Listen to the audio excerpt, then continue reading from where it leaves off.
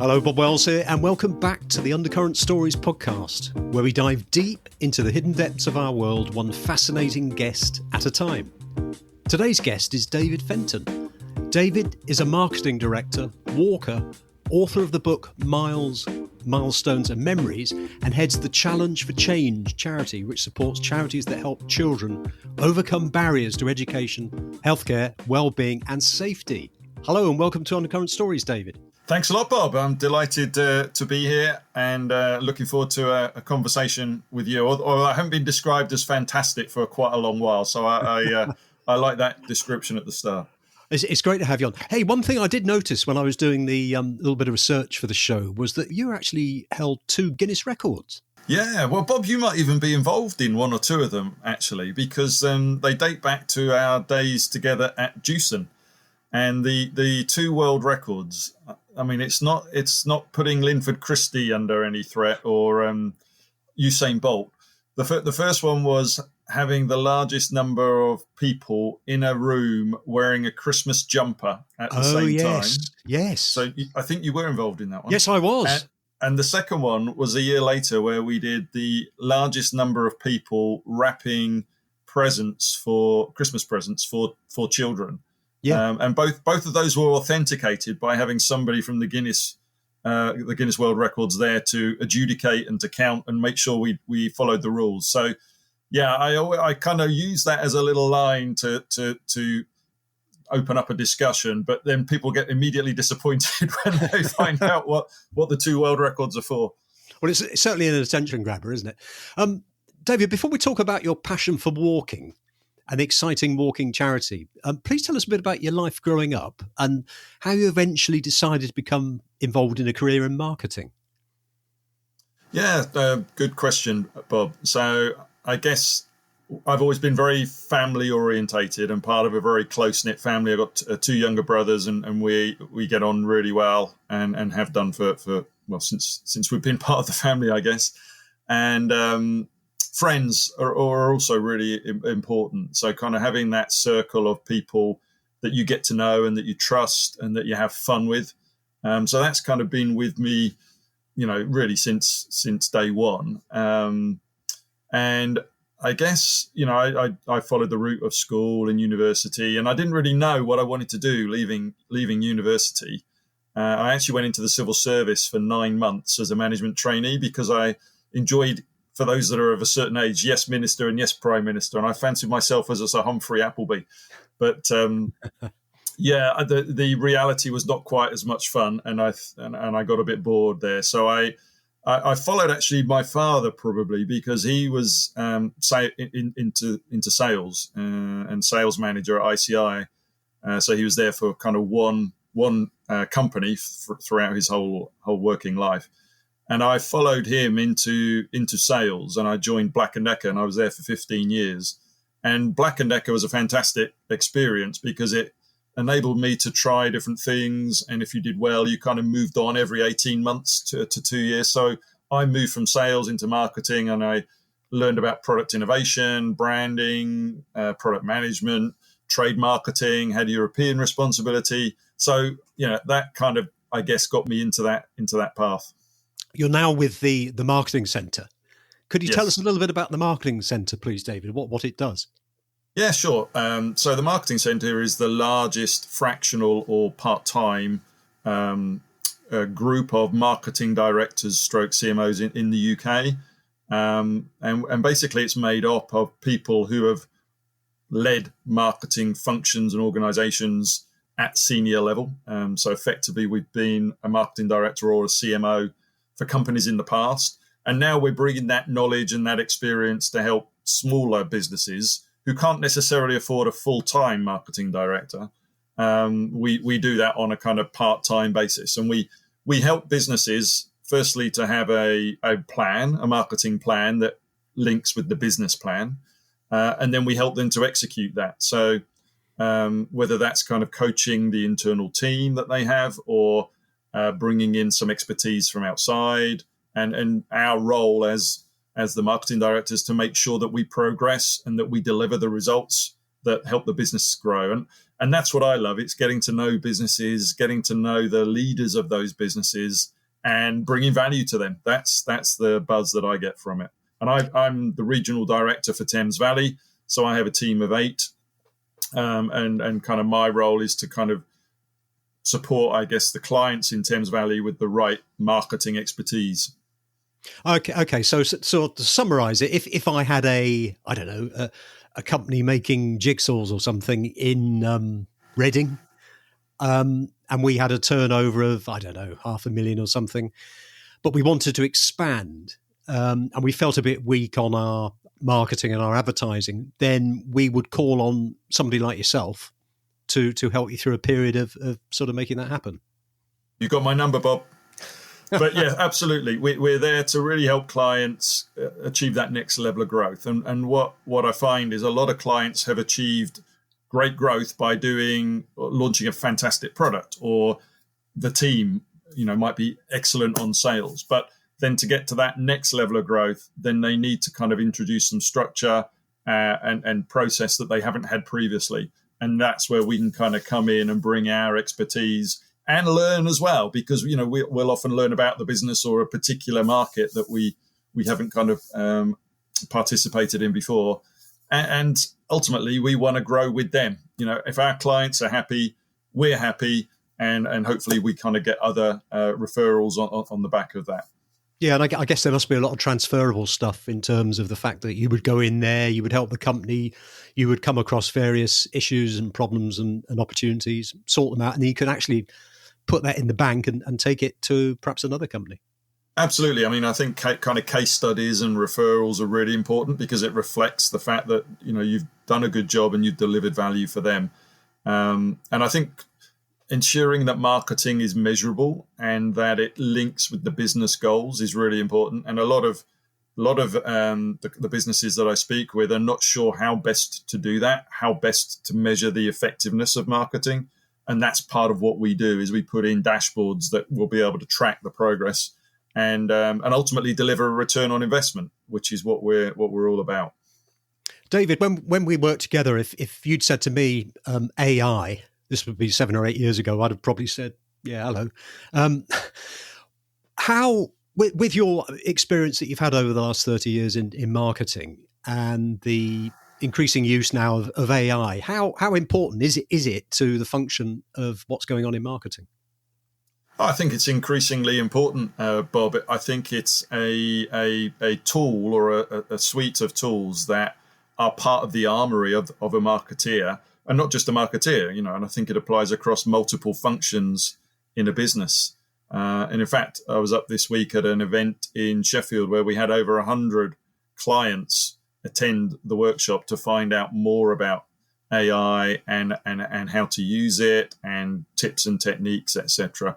So I think you don't want to be, in my view at least, fully dependent on AI, because you need to be able to understand the context of AI and how best to use it. You need to have a plan in the first place so that you can identify where AI can kind of step in and help. And you need to be aware of some of the risks and challenges around AI as well as the opportunities. So a kind of balanced approach. And I guess if you look at marketing, it's a very broad church as to the definition of what is marketing. Yeah. And AI absolutely has a role to play within the suite of tools and processes that you have, for any marketeer. So absolutely, it's there as an asset and as a tool to be used, but in the right way and being clear up front what you're trying to achieve, I think. Have you thought of any specific ways in which AI can help? I think there are multiple, Bob. I mean, there are so many different tools out there. I think ultimately what I think businesses are trying to work through is, have they got the basics in place? Have they got an AI policy, for example? I mean, that's the start point. Mm-hmm. Have they trained and educated some of the people in their organization on how to use it or which tools to use for what impact? And then thirdly, how do they get going? The businesses are asking those kind of questions around artificial intelligence. And, we've got a role to play in kind of facilitating that and helping within the marketing sphere. But AI is much broader than marketing in terms of the application of it and where you can use it. So often it's collaboration with other organizations as well.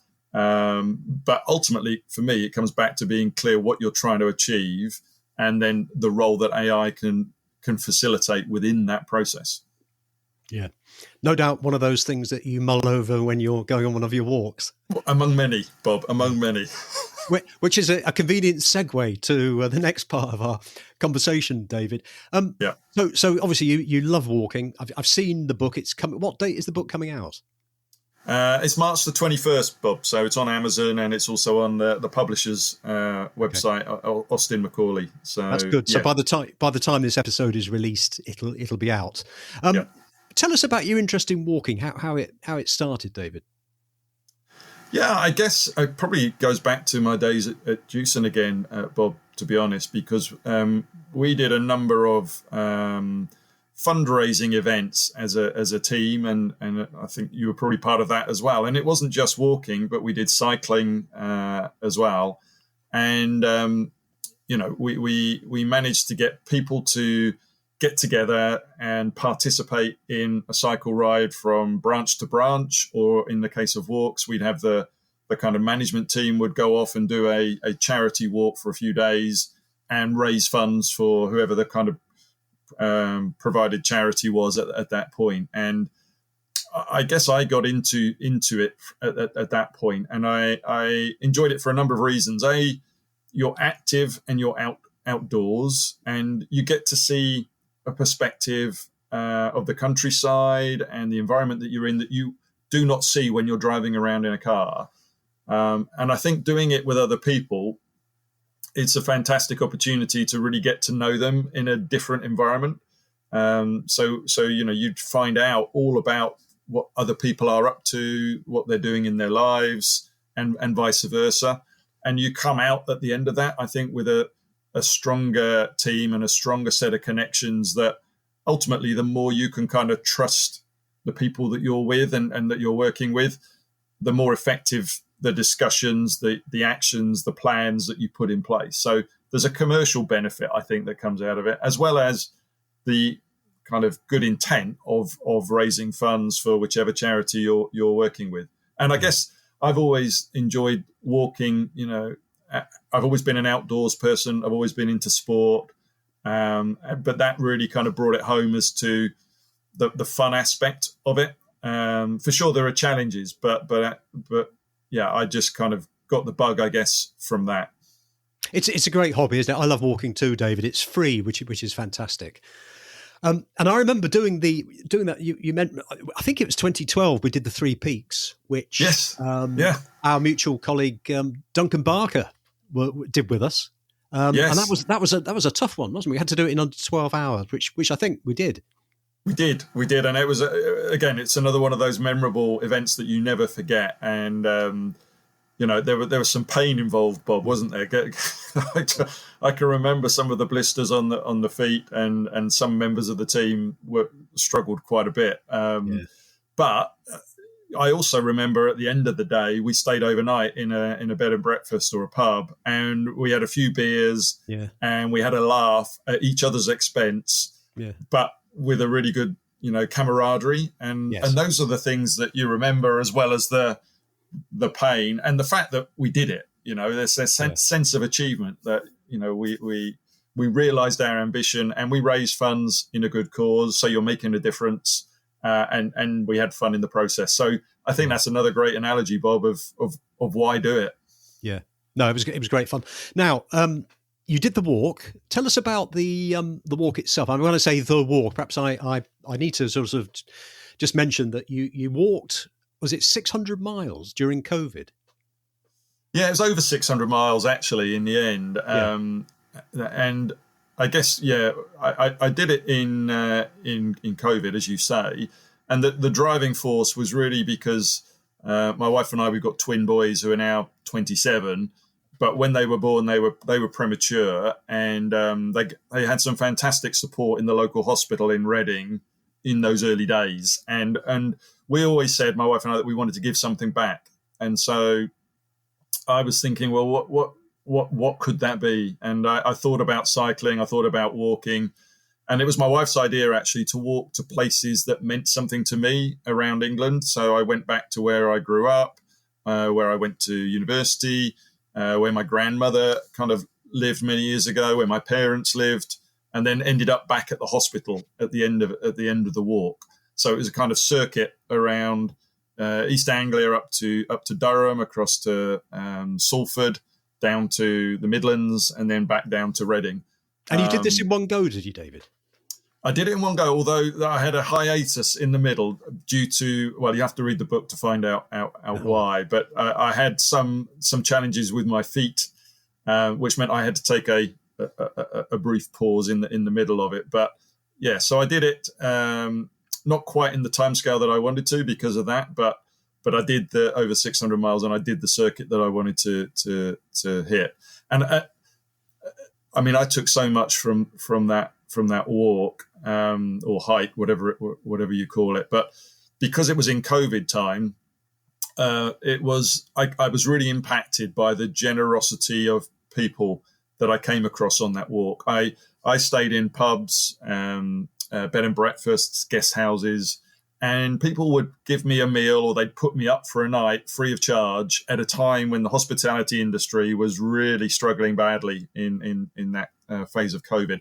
And I was always trying to keep slightly ahead of the lockdowns, because each day, the lockdown was right on my tail wherever I was. So I had to kind of juggle that without knowing what was coming next, or what the next location would be to lock down. And the other impact I had was I'd stop for a coffee, at regular intervals, and waitresses would give me their tips in coins and I'd have preferred notes because it would have been lighter to carry in the rucksack. Yeah. But to that gesture of giving me their coins and what it meant to them, and therefore what it meant to me to receive that, it just impacted me on the generosity of people. And that was a factor in terms of coming up with Challenge for Change, that people want to make a difference and they appreciate people that are kind of making an effort. And that really hit me, I think. And you did this on your own, David?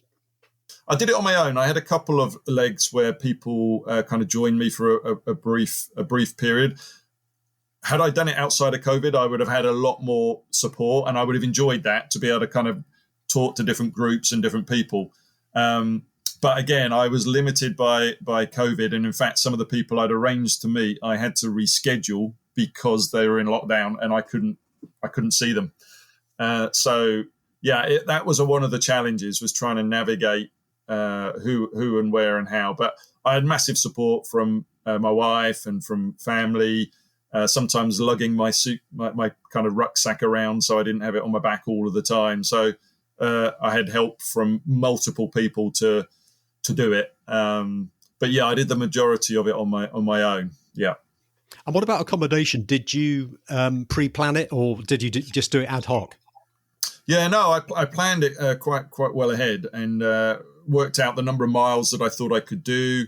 And then I'd booked ahead, so that, the next week or 10 days were planned out. I obviously had a few challenges when I hit my foot problem, and I had to kind of reschedule and rework everything. And I didn't know how long I'd be out for either. So there were some big challenges around the way. But my preference was always kind of pubs or bed and breakfasts. And then where there weren't any, I'd go with a kind of chain of hotel, which was less fun, I'd say. But again, you meet such characters in the pubs and bed and breakfasts that you learn about their business, you learn about their lives. And I love that, just being able to kind of share stories and get to know people. And I guess if you did it at the beginning of lockdown, we had that period of sort of 3 months with fantastic weather. Yeah, I mean, it was September that I did it, and September and October were great months. But it was interesting because the day that I completed the walk, the following day we went into national lockdown. Everything was so. I made it by 24 hours. Otherwise, I wouldn't have been able to stay somewhere, because everything was locked down. What sort of average mileage did you do every day? So in the early days, I did around 20 to 25 miles a day. And that kind of created an impact. So when I took the pause and came back, I'd reduced that down to between 15 and 20. And obviously some of it's your elevations, like the Peak District, for example, is challenging. And I had a massive rucksack on my back for a lot of that as well. So I think it was a combination of miles and the weight and the elevation. But the views that you get and even when it was raining, it was just nice to be outdoors and the scenery that you could take in. So I loved it. Hi, it's Bob here. Just a quick interlude. Hope you're enjoying this episode. And if you would like to hear more interesting interviews, we have over 120 episodes to date with many fascinating guests talking about a wide variety of topics, which include music, history, philosophy, fitness, food and drink, adventure, contemporary culture, and many, many more. I'm sure there's something that you'd really enjoy. So all you need to do is just visit undercurrentstories.com or search Undercurrent Stories in any of the podcast platforms. And now back to the show. Was there always a plan to write a book? It's always been one of my things on my wish list to write a book, but I had three kind of concepts in mind, and I didn't know which one, but leadership's always been an area that's kind of fascinated me. And I've enjoyed reading about different leadership styles, and Sir Alex Ferguson's always been a hero of mine as a Manchester United fan as well. So leadership was an option. I also like fiction, and I'm into the kind of, I guess, the Lee Child kind of genre. But that I'm not sure I've got the skill set to be able to kind of create that genre and replicate it. And then when I was on the walk, that felt like actually this is the right thing to do, because it's an experience and I can kind of reflect and also share what I found on the journey and my thoughts as I went round on the journey. So that's what I ended up. But the ironic thing is it took me 54 days to do the hike around England, and it took me nearly 4 years to get the book out. So you can tell which was slightly harder. Got some amusing stories or any stories that you'd like to share with our listeners?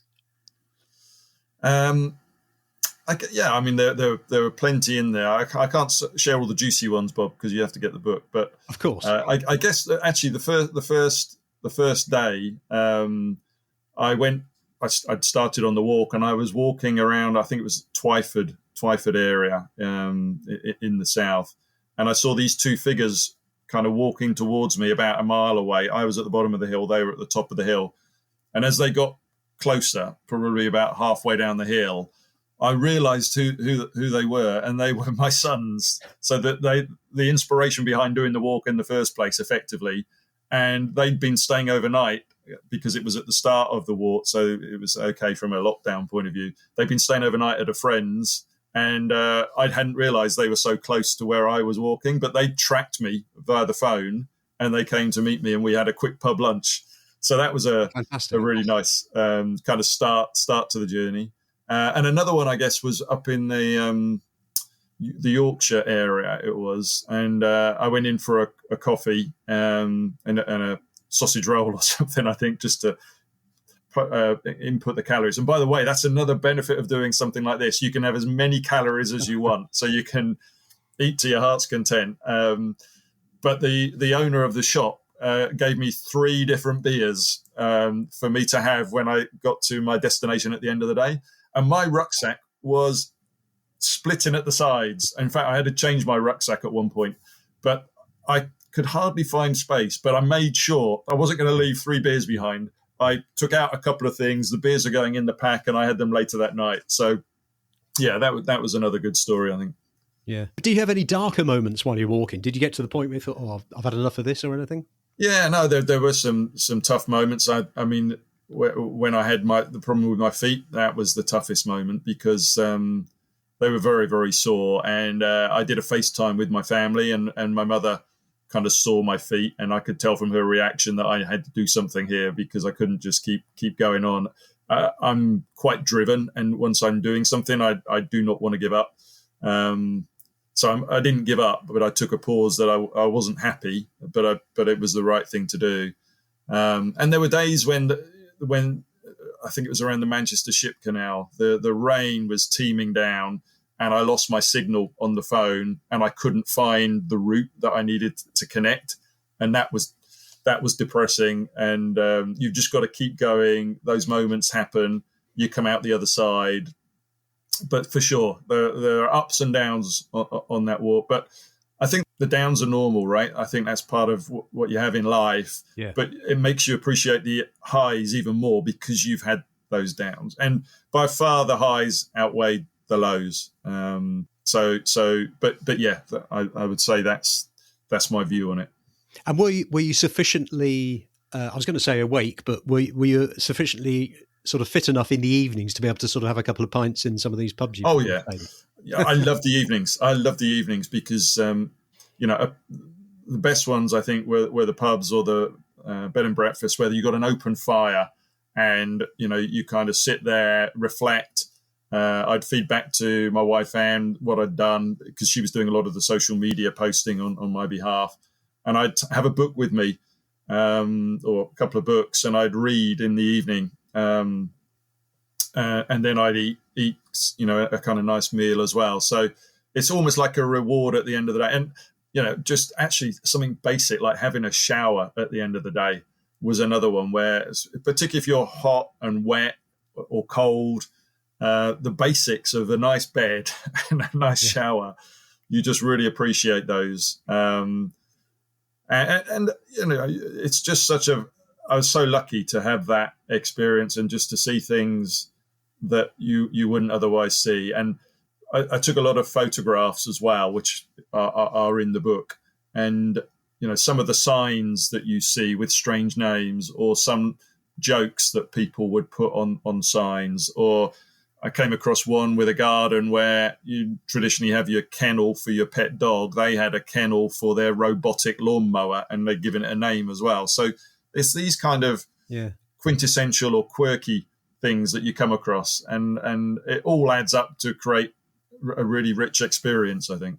Yeah, and as you said earlier on, it's not something that those sort of things, for example, would be things that you would never ever see if you're driving through a couple of counties in 2 hours on a motorway. I think absolutely, and the kind of colours in the sky or the colours of the hedges as you're walking past. When you're in a car, you're just focused on the road, and you might glance out now and then. But seeing the sunset coming through the hedge, for example, or seeing the rich tapestry of colours as you're walking past, and walking in the Peak District, walking in lovely cities like York and Durham. The Cotswolds. There's so much in our country that we probably don't appreciate as much as we could or should.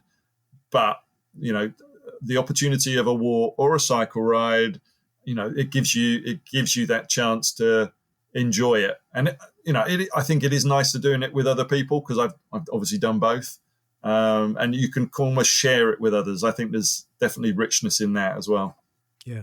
And in terms of the actual surfaces that you went on, did you use public footpaths, roads, or a combination of both?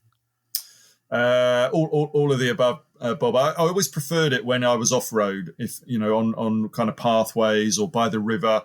It felt much more rural. Up in the Peak District again, fantastic because there was just sheep and me and muddy paths.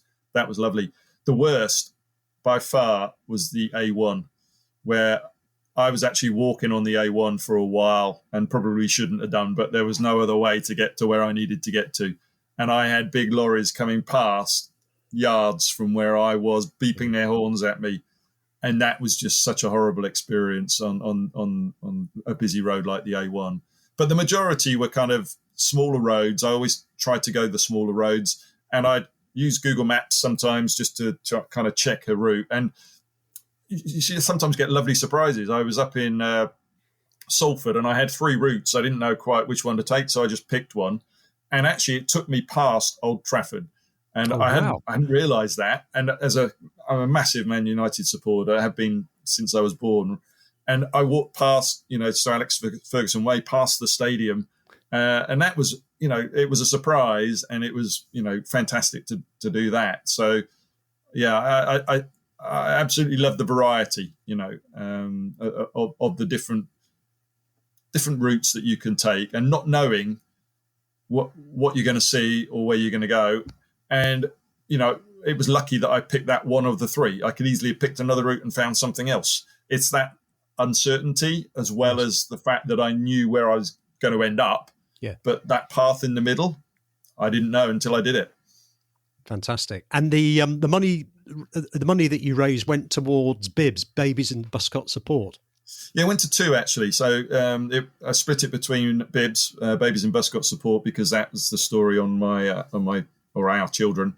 And the other one was my brother had some challenges from a heart perspective. So 50% went to the British Heart Foundation as well. And those were the two that I kind of supported. Yeah. Okay. So we're now sort of fast forward to today. Yeah. And you've now got you've started off Challenge for Change. Tell us about Challenge for Change and what inspired it.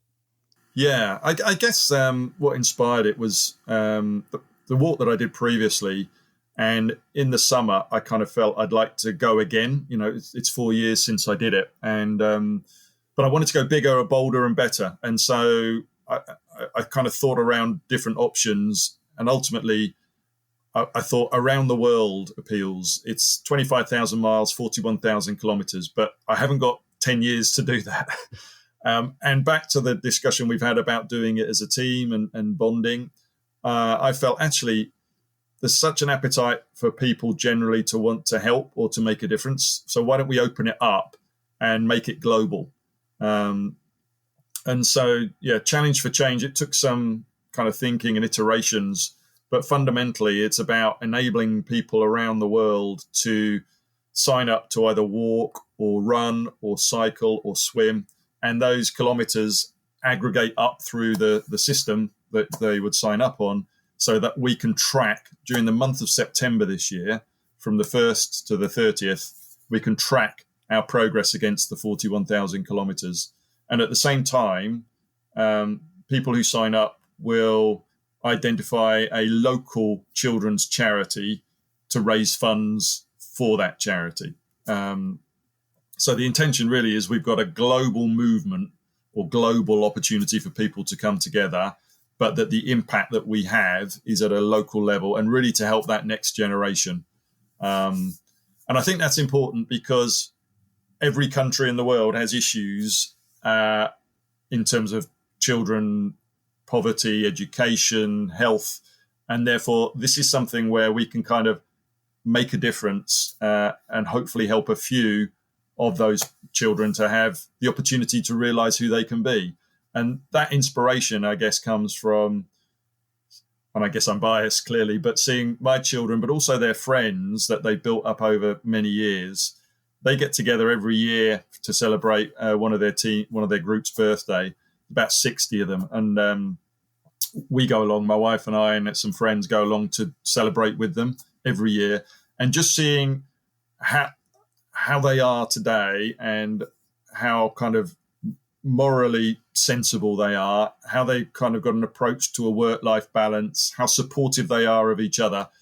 It gives you hope for the future. And at the same time, if we can kind of help a few who are less fortunate and give them a helping hand or a chance to realize who they can be, we can get more of them up into that kind of bracket of realizing who they want to be.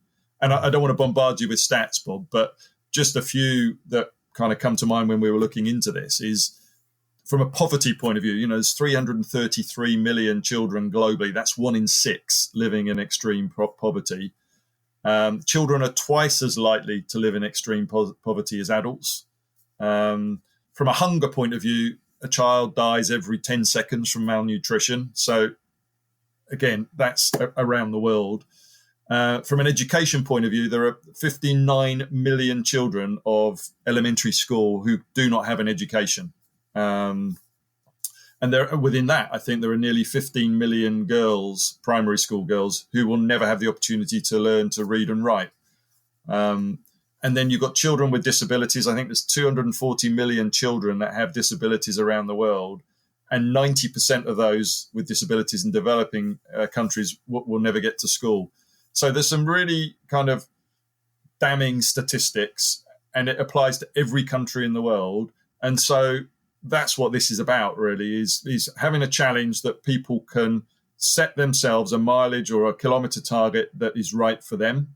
But at the same time, we can make a difference and hopefully help a few of those children around the world to kind of be who they want to be and give them a helping hand. And I think the aspect that I've tried to bring into Challenge for Change is that people can do it individually if they want to, but I think more importantly is whether they do it in teams or groups.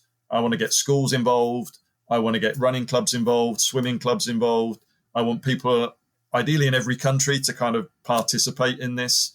And from what we can tell, from the research we've done, I don't think anybody's done anything like this before. I think it's a first. The fact that people can pick an activity that they want to do, the fact that we are helping then the local charities in those countries to give them profile and to give them funding, and the fact that we can have some fun in the process by doing it collectively, then that's what it's all about, really. Yeah, I think it's a great model, the way as almost a marketing operation for people's charities of choice to do with children globally. It's actually a framework, Bob. You're spot on. We are not actually, Challenge for Change is not a charity itself, and we don't actually touch the money. So the idea is that we provide that framework that local children's charities that exist get the profile and get the benefit from that. So, we're at the stage now where the website is launched as of last week. So it's called challengeforchange.org.uk. And now, between now and September, it's about spreading the word. And hopefully we get some interest on the back of this as well. But really keen to kind of get people who want to participate, people who want to be ambassadors. We've already got a few on the website already who are kind of spreading the word and telling their communities and their friends. And then also companies who might want to kind of partner or sponsor in this process, because back to our experience again at Jewson, I think companies get a massive benefit here, from a branding point of view of being associated with something like this. Secondly, they're helping the community in which they exist. And then thirdly, you've got the opportunity to have a team aspect or a team competitive aspect where you can almost have in a company north versus south versus east versus west and have a bit of a team kind of challenge. And then all of that aggregates up so that we're able to see the global picture and what we're doing at a macro level. So massive opportunities. And it appeals, I think, to audiences of all types. My mother in her mid-80s will probably do a couple of miles, and my niece in Australia is an ultra runner. She'll do hundreds of miles. And if everybody's welcome. We're targeting schools because I think getting kids to do a couple of laps around the field together collectively will involve them and give them an experience of being part of the team that goes around the world. So lots of opportunities to do some fun stuff. And I should add, by the way, that whilst I'm talking about it, it's not all me. I've got a massive support from 12 other people who are part of a steering group who are doing this pro bono as well. And without them, we would be nowhere near launching this. And that's also fun because you're kind of working as a team to bring something to life. And we've obviously got a way to go until September. But we're proud of the website. We're proud of the branding and the assets that we've created. And now it's all about getting people on board. Yeah, so it sounds great. And I think that the good thing about it is that you can be anywhere in the world. So if you're a runner, a cyclist, a jogger, a walker, what's the best way to get people what do they need to do to sign up? I think the best thing, Bob, really is just to visit the website, because on the website you click on a button and then you're into the system to register. And then once you've registered, there's a link into Just Giving to kind of pick your charity. And if you don't have a charity in mind, then there's some on the website as an inspiration. But I think if you go to challengeforchange.org.uk, then just follow the steps. And we'd love to have everybody involved. And I think it's all about kind of creating a movement, a global movement, but creating an impact at a local level. And this is a massive opportunity to bring people together. And and tap into that generosity that a lot of people have in tough times, right? I mean, we understand economies are challenging and life is challenging, but it doesn't need to cost a lot. And I think every little helps. And what we can do is be a channel to kind of help future generations, really. David, we mentioned about listeners going to the website. If there's somebody who is listening to this episode and really feels that they'd actually like to do something altruistic, yeah, what would you say to them? I'd say, this is a fantastic opportunity for you. It's easy to get involved. It's easy to let your friends and your family and your colleagues know that this is taking place. It's easy to organize a team that you can be part of and that you can kind of get people involved that you want to get. And I think ultimately, when I was talking with some of my colleagues, I guess, in South Africa and Australia about this, what they said to me was they really want to get involved because there's been no framework that has enabled them to do something like this before. And that is what this is. It's a framework to support children's charities that exist today. And so my message to anybody is you can make a difference, a big difference here. And you can also have some fun in the process. Well, it's been great talking to you, David, and to catch up after all these years. I'm looking forward to reading your book, and it's been very inspiring to hear how your interest in walking has led to the great work that you're now doing in helping children through Challenge for Change. And if we've got any listeners interested in taking part in events, or if they'd like to organise their own event this September 2025, you can find a link in the episode show notes. My guest today has been David Fenton. David is a marketing director, walker, author of the book Miles, Milestones and Memories, and he's founder of the Challenge for Change project. And as mentioned, you can find links to the project and also David's book in the show notes. Thank you for coming on the show, David. Thanks a lot, Bob. I've enjoyed it. And hopefully you're going to be signing up soon. Definitely.